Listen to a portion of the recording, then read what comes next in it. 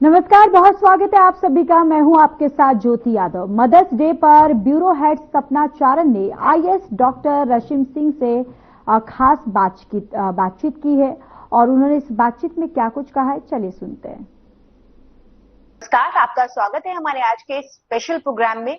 Mother's day को लेकर आज हम बातचीत कर रहे हैं और हमारे साथ बहुत ही स्पेशल गेस्ट आज के मौजूद हैं। Doctor Rashmi Singh ji IAS officer हैं, जम्मू कश्मीर की प्रिंसिपल रेजिडेंस कमिश्नर ऑफिसर भी हैं और हम मदर्स डे पे बात कर रहे हैं। मैम, बीइंग अ फीमेल, सबसे पहले तो अभी आपने सेशन किया हमारे साथ और आपका वेलकम है इस सेशन में। थैंक यू मैम, मदर्स के सामने बीइंग एन आईएएस ऑफिसर आपने स्पेसिफिकली शुरू से लेके जब आप माँ बनी होंगी, आईएएस ऑफिसर बनी होंगी, क्या क्या प्रॉब्लम्स आपकी लाइफ में रहे, उसके बारे में थोड़ा सा हम जानना चाहें। देखो, प्रॉब्लम तो यही होता है कि मतलब सोसाइटल माइंडसेट जो होता है, तो वो कई बार वो कोशिश करता है कि आपको मतलब एक वर्किंग वुमेन का जी मतलब जो चैलेंजेस होते हैं तो उसमें उसको जो है वो और भी ज्यादा गिनाए ताकि आप महसूस करें कि रास्ता कितना कठिन है। जी ठीक है, तो उसको गिनाने में जैसे मेरे साथ क्या था कि देखिए, मैंने दिल्ली एडमिनिस्ट्रेशन में रही, अलग अलग विभाग में रही, पतिदेव हमारे उत्तर प्रदेश काडर में रहे। तो लोग जो है उन्हें बड़ा आश्चर्य होता था, आप कैसे नौकरी कर लीजिएगा जी आप लोग, अगर एक छत के नीचे नहीं रहेंगे तो परिवार कैसे चलेगा, आपका बच्चा कैसे पल जाएगा। अब देखिए, सब कुछ हो गया, अब 3 दशक तो मेरी नौकरी के निकल गए और बड़े प्यार से हम लोगों ने परिवार को एक दूसरे का पूरक बन करके हम साथ रहे, भले एक छत के नीचे नहीं रहे लेकिन साथ रहे। तो ये जो डेफिनेशन होता है ना परिवार का, कई बार एक छत के नीचे रह करके लोग लड़ते झगड़ते हैं, एक दूसरे से ही स्पर्धा करने लगते हैं, एक दूसरे के सुख दुख के साथी नहीं बन पाते हैं। तो वहां मैंने ये फील किया कि हमने एक स्टीरियोटाइप को ब्रेक किया। बच्चा भी एक अच्छे परिवेश में पला बढ़ा, अभी इसकी शादी भी हुई। तो मतलब कहीं ना कहीं मुझे यह लगा कि जो चैलेंज लोग गिनाते थे कि आप नौकरी ऐसे कैसे कर पाइएगा, तो वो पारिवारिक जो वर्क लाइफ बैलेंस होता है वो बहुत इंडिविजुअल एक चैलेंज जरूर होता है, लेकिन आपका नजरिया क्या है वो देखने का। दूसरों के नजरिए से आप देखिएगा तो सब कुछ मुश्किल लगेगा, लेकिन अपने नजरिए से आप चीजों को अगर बैलेंस करना सीख जाते हैं तो रास्ता आपका professional life and personal life दोनों को आप अच्छे से बैलेंस करके चल पाते हो। तो ये था एक मतलब चैलेंज का सॉल्यूशन मेरे लिए कि अपने नजरिए को आप स्वस्थ रखिए, अपने battle, it's your own battle. और बाय द वे ये हर वर्किंग वुमेन के साथ है, ये सिर्फ आईएएस में नहीं है। जी मैम, मुझे तो लगता है कि यदि एक डेटा एंट्री ऑपरेटर अपने घर को छोड़ करके ऑफिस में काम करने जा रही है, उसका वुमेन वर्क लाइफ बैलेंस, एक जर्नलिस्ट वो काम करने आ रही है, उसका वर्क लाइफ बैलेंस, तो वो हर किसी का बैटल है। तो वो हर कोई अपने बैटल में वो कहीं ना कहीं जगल कर रहा है, लेकिन उसमें बहुत महिलाएं, मैं कह सकती हूँ गर्व के साथ में, कि आज उसमें वो उत्तीर्ण हो चुकी है, यानी कि वो समझ गई है कि इसको कैसे जो है बैलेंस करके ये दोनों काम को किया जा सकता है। प्रोफेशनल वर्सेस पर्सनल लाइफ ऐसा नहीं है, पर्सनल लाइफ भी अच्छा हो सकता है, प्रोफेशनल लाइफ भी अच्छा हो सकता है। मैम, अगर आज के समय की बात करें स्पेसिफिकली, क्योंकि पहले के समाज में क्या होता था, बीइंग महिला की उनको ऐसा ट्रेनिंग दिया जाता था बेसिकली कि आप बड़े हो जाओगे, आपकी शादी होगी, आपके बच्चे होंगे, आपको माँ बनना है, घर गृहस्थी को चलाना है। आज मदर्स डे है तो इसीलिए माँ को हम ज्यादा महत्व दे रहे हैं। माँ को तो हमेशा ही महत्व दिया गया है, माँ से बढ़कर तो कोई चीज ही नहीं है इस दुनिया में। जो हमें भी, अगर हम आज इस जगह पर बैठे हैं तो कहीं ना कहीं माँ का ही रोल है। आप आईएएस ऑफिसर है, आपने भी बताया हमारे एक सेशन में कि आपकी माँ का सबसे बड़ा रोल रहा, जिसकी वजह से आज आप इतनी बड़ी अधिकारी बन पाई। लेकिन मैम, आज के समय में हम कहते हैं कि हमने बहुत सारी अचीवमेंट्स कर ली है, महिलाओं ने बहुत सारी अचीवमेंट कर ली है, आज वो एम्पावर्ड हो गई है। क्या आपको लगता है सच में कि आज पूरी तरह से वो एम्पावर्ड हो गई है? और अगर लगता नहीं है तो क्यों नहीं लगता है, और मतलब इस पर आपका क्या जवाब? देखो, ये ना बड़ा इंटरेस्टिंग सवाल तुमने ये किया। मुझे याद आ रहा है, जो पहले प्लानिंग कमीशन हुआ करता था, पर्सनल प्लानिंग आयोग, अब नीति आयोग के नाम से आप जानते होंगे, एक नई बॉडी है और जो भारत के नीति का निर्माण करती है।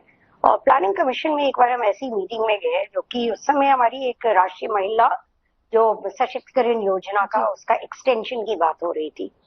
तो उस समय जो डिप्टी चेयरमैन प्लानिंग कमीशन थे, उन्होंने ये सवाल किया कि अच्छा, आप लोगों ने ये किया, 1 साल तक ये पायलट किया, तो आप बताएं कि आर द वुमेन एम्पावर्ड, मतलब इस स्कीम से आपने एम्पावर कर लिया। मेरा वहां पे जो जवाब था, आज मैं उसी जवाब को आपके लिए दोहराऊंगी। मैंने ये कहा कि ये कोई एम्पावरमेंट जो है ना, एक डायरेक्ट आउटकम नहीं होता है जहां हम कह सके कि आज वो एम्पावर्ड होगी, प्रोसेस होता है जी। तो ये जो प्रोसेस है, यदि हमारा इनपुट्स, हमारा जो इंफ्रास्ट्रक्चर, हमारा जो इकोसिस्टम है, हमारा आसपास का जो एक परिवेश है, ये महिलाओं के लिए यदि सुदृढ़ कर दिया जाता है, तो महिलाओं को एम्पावर्ड होने में, एम्पावरमेंट के प्रोसेस में एक बल मिलता है।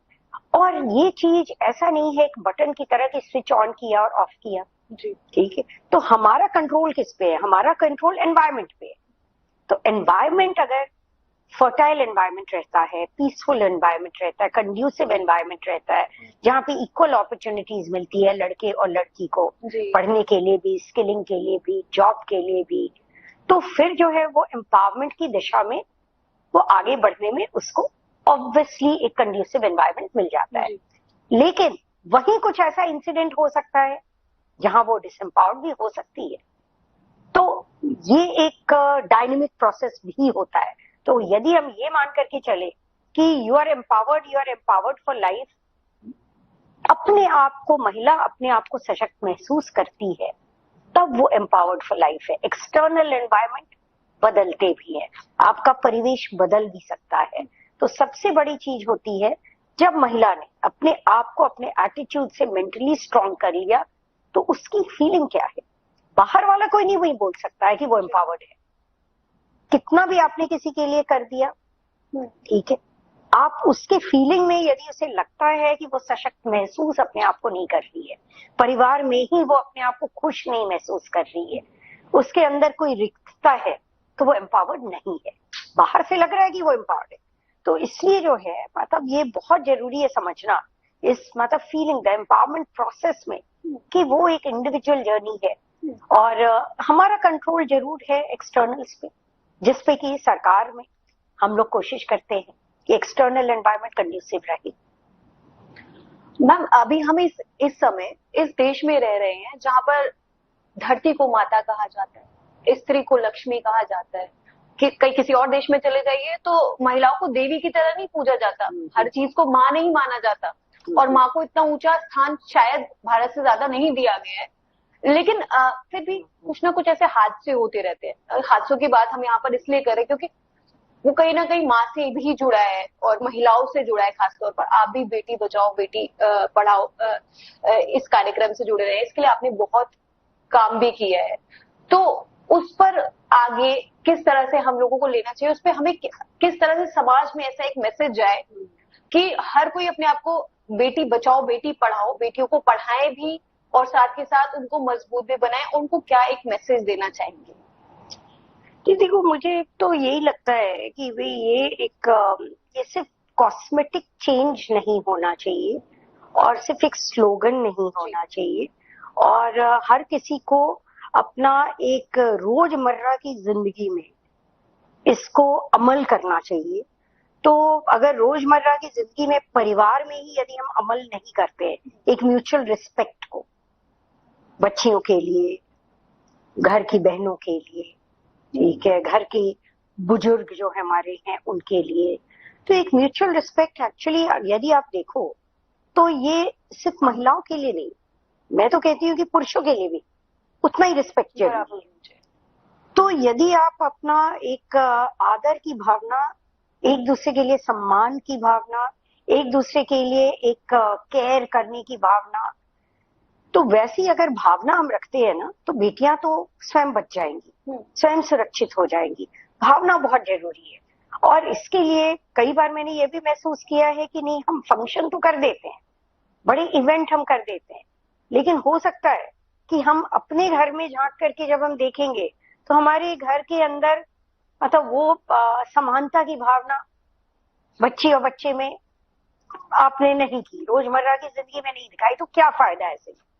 तो इसलिए बहुत जरूरत है अपने अंदर झांकने की। जब हम अपने अंदर झांकते हैं, हम रोजमर्रा की जिंदगी में अमल करते हैं, हमारी जो आइडियोलॉजी होती है उसमें, देखो ऐसा नहीं है कि we are born with a certain ideology, ideologies you have to, it grows, it evolves, so it is very important that we align ourselves, align our thought process, अपने को सवाल करें, अपने को क्वेश्चन करें, जिसको मैं कहती हूँ कि इंटेलेक्चुअल ऑनेस्टी होनी चाहिए, वो पारदर्शिता होनी चाहिए कि अपने आप को चेक करें। तो मैं यही कहना चाहूंगी कि हम सबको अपने से सवाल करना चाहिए, घर घर में सवाल करना चाहिए, हर पुरुष को ये सवाल करना चाहिए और हर नारी को भी ये सवाल करना चाहिए, क्योंकि कभी कभी देखा गया कि नारी भी दूसरी नारी की उतनी हितैषी नहीं है जो होना चाहिए, या घर में, परिवेश में, पास पड़ोस में यदि कोई बच्ची है, अगर वो असुरक्षित है तो आपकी क्या जिम्मेदारी नहीं होती है कि उसको सुरक्षित करिए। तो इसलिए उस भावना को, मतलब इट इज हाई टाइम कि एक सामुदायिक भावना के साथ में नारी की जो, मतलब आज की तारीख में जो एक फीलिंग है कि नहीं हम असुरक्षित है या कहीं भी, ठीक है, सब इतने अवसर के बाद भी आप जो वारदात सुनते हैं, जी आपने जैसे बताया कि नहीं कहीं हिंसा की वारदात हो रही है, ये है, तो ये सिर्फ जो है इसको मतलब हम कैसे खत्म कर सकते हैं, इसी भावना से ही खत्म कर सकते हैं, ये अपने अंदर झांकना होगा। कहीं ना कहीं मैम ये अगर देखा जाए तो एक माँ का रोल है, क्योंकि जब एक बच्चा पैदा होता है, चाहे वो लड़का या लड़की, उनको एक बराबरी का शुरू से ही अधिकार दे। बिल्कुल, तो एक माँ को भी उतना ही समझना होगा जितना एक पुरुष को। जी। तो कई बार जो है मतलब अगर माँ खुद ही भेदभाव करने लगती हैं, कहीं कहीं आपने सुना होगा जी। कि अपना जो है वो मतलब उस भेदभाव की जो भावना है तो उसमें माँ ने प्रतिरोध नहीं किया, तो प्रतिरोध भी करना भी एक बहुत बड़ा एक यह होता है कि यदि आपको लग रहा है कि नहीं कहीं उस भावना से आपकी बेटी को, उसको वो अवसर नहीं मिल पा रहा है, तो हर माँ को भी आवाज उठानी होगी ताकि हर बच्ची को वही अवसर मिले जो कि उसके अन्य भाई या मतलब अन्य परिवार के जो भी अपना पुरुष वर्ग के लोग हैं, जो उनको अवसर मिल रहा है उतना ही अवसर जो है हर बच्ची को, हर नारी को मिलना चाहिए। जी मैम, जैसे कि आज के समय में पहले से कंपेयर अगर हम करते हैं तो महिला सशक्तिकरण हुआ है, वो हम सब मानते हैं। पहले महिलाएं आगे बढ़ के अपने बारे में नहीं बोल सकती थी, अपनी कंप्लेंट्स नहीं कर सकती थी, तो एम्पावरमेंट तो हुआ है, उस चीज को तो हम नकार और नहीं। हर क्षेत्र में महिलाएं आगे आई भी। जी। तो सबसे बड़ी बात यह हुई है कि हर क्षेत्र में महिलाओं ने देखो अपनी क्षमता का पूरा प्रदर्शन भी किया है कि वो किसी से कम नहीं है।